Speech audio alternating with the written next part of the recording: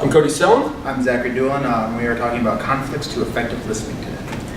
So we're going to look at, in Chapter 11, there was a heading of dimensions of conflict, and there's 3 dimensions of conflict according to the book. We're looking at content dimension, relational dimension, and procedural dimension. So the content dimension, that is typically what topic is the conflict about, whether it be about stealing, gambling, money, scarce resources, as we saw in the book. That was a huge reason for conflict. Secondly, we're going to look at relational. So what are the implications that are going to come from the conflict related to the relationship of the people or parties involved? Is it going to be a loss of trust, maybe? That's one of the main things that can happen. Thirdly, we're looking at procedural. So we're going to see how are we going to deal with the topic. What's our ways of dealing with this certain topic at hand? And finally, from Chapter 7 is the hearer model, which is basically hearing, understanding, remembering, interpreting, evaluating, responding. Now, hearing is all about sound perception. It's just whatever you hear. Sometimes it's background noise, sometimes it's someone talking straight at you, but it's not anything beyond that. Understanding is when, oh, someone's talking to me, let's try and understand what they're saying, like 2 + 2 = 4, or E = MC squared, what does that mean? That's what you mean when understanding. Remembering is beyond what you just remember. It's honestly only 25% of what you hear and listen to is what you actually remember, and you only remember 20% of it accurately at all, and that's based on some old and new research. Finally, interpreting is just interpreting what they're saying, like, oh, does that mean it's math? Does that mean it's science? Is this a life example? Anything like that. It's basically both verbal and nonverbal. So if someone's starting to doze off, you're like, oh, they're not paying attention. Or if they start getting hurried or they start crying, you're like, okay, I understand what's going on. And then finally, next is evaluating. We're actually like, is it opinion? Is it fact? Is it the truth? Do you believe it to be the truth? Is the context of the story fabricated? Anything like that. It's basically trying to understand and evaluate what they're saying.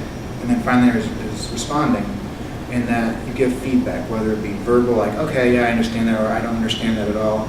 Or it can even be nonverbal, like just shrugging your shoulders, starting to tilt and fall asleep, like you just like, I don't care.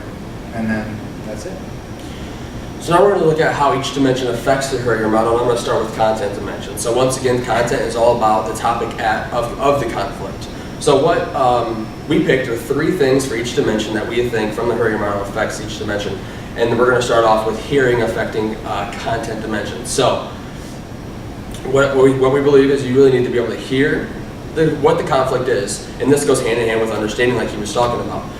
So you need to hear what the conflict is, but then you need to understand it. You have to know where each party stands in the conflict and what the conflict is. Thirdly, we're going to evaluate. We're going to evaluate where each person is in the conflict and how big the conflict is, whether it be a small conflict to one person and a big conflict to the next person. And finally, next we have the relational dimension, and this is primarily affecting hearing, understanding, and remembering. Because if you have a good relationship with someone, you're going to hear them, you're going to try and understand them, and you're hopefully going to remember what they're saying. And if you have a bad one, the very first step of the hearing model is going to just go out the right door, and then that just destroys everything else. An example would be if you're talking to your best friend, you're going to hear them, you're going to try and understand what they're saying, you're going to hopefully remember what they're saying if it's important, or if it's not important, you're going to try and maybe put it in the back of your mind just in case. But and another example would be a classroom. If your professor is boring, or if it's just been a long day, your hearing is just going to start failing you, you're just going to stop understanding things, you're going to stop trying to remember because you're just either too tired or you just don't care, depending upon what the subject matter is. And lastly, we're looking at procedural dimension. So once again, that is how the conflict is going to be resolved. So first off, we need to reinterpret the conflict. So we need to say exactly what the conflict is, what are we trying to resolve. We have to know that. Secondly, we need to evaluate the conflict. Again, we need to know how big it is to one person, how small it might be to another person, and evaluate each person in the conflict, including self-evaluation. Thirdly, we need to respond in the conflict. So this is what this dimension is all about, responding to conflict. How are we going to respond? One person might avoid, one person might be a direct respondent. Everyone is different. We have to respect everyone on how they resolve conflict. So now a couple examples to kind of tie in with conflict versus listening. So I'm going to start with mine at retail jobs and customers. So we've all, most of us have probably worked a retail job and dealt with customers anywhere at some time. And the one thing that always came up when I was a manager at one of the retail jobs I worked was coupons. And if the coupon is expired, if it has to meet a certain target price, like you have to spend $50 to get $10 off, or if it has exclusions. You know, people aren't happy when they get up to the register and they want $10 off their $50.